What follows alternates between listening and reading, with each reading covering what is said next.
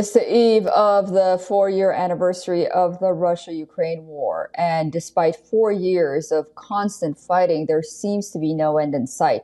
Despite several rounds of U.S.-brokered peace talks, Russia and Ukraine are not holding their missiles and drones back. And Russian President Vladimir Putin has just issued a new rallying cry. He told his people that they are fighting for their future, for independence, for truth and justice. Here's our report. Russia marked a solemn occasion on Monday.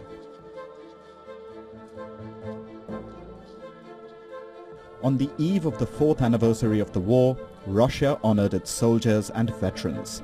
It marked Defender of the Fatherland Day. After paying his respects at the tomb of the fallen soldier, Russian President Vladimir Putin addressed his country.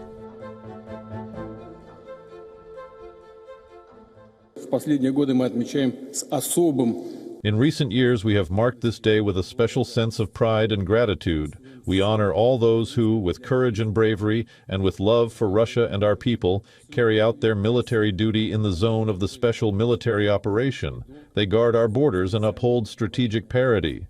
Russia is fighting for its future, for its independence, for truth and justice. Hours before the ceremony, Russia fired another massive missile and drone barrage at Ukraine.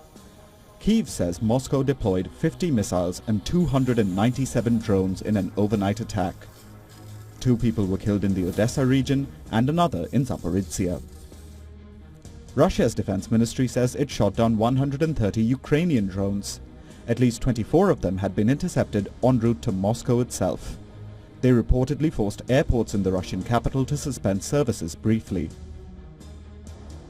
Meanwhile, in Russia's Belgorod region, the local governor said that Ukrainian missiles had damaged energy infrastructure. Power, heat and water supplies had been affected amid the bitter winter. Both sides have been targeting energy facilities, turning winter itself into a weapon.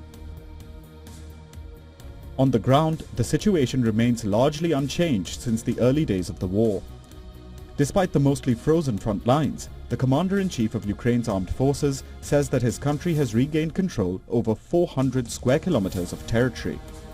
His statement comes days after President Volodymyr Zelensky made a similar claim. Zelensky also insisted that Kyiv wasn't out of the fight yet, but the walls seem to be closing in. Ukraine's European allies wanted to pass another round of sanctions against Russia, but they are being held back by Hungary. Prime Minister Viktor Orban says that he won't allow the sanctions to pass unless Ukraine allows Russian oil to flow to his country via the Druzhba pipeline. It's a threat seconded by Slovakia's Prime Minister Robert Fico, who also threatened to stop sending electricity to Ukraine if it did not resume the oil flow. Tomorrow, I will visit the state-owned company SEPS and ask it to stop emergency electricity supplies to Ukraine. If the president tells us that we should buy gas and oil somewhere other than Russia, even though it is more difficult and more expensive and we are losing a lot of money, then we have the right to respond. The war is entering its 5th year. Ukraine is under pressure from all sides, militarily and diplomatically. Will the ground realities force Zelensky to finally make concessions? Because Putin shows no signs of slowing down. For him, it's about Russia's future, independence, truth and justice. Bureau Report, WION. World is One.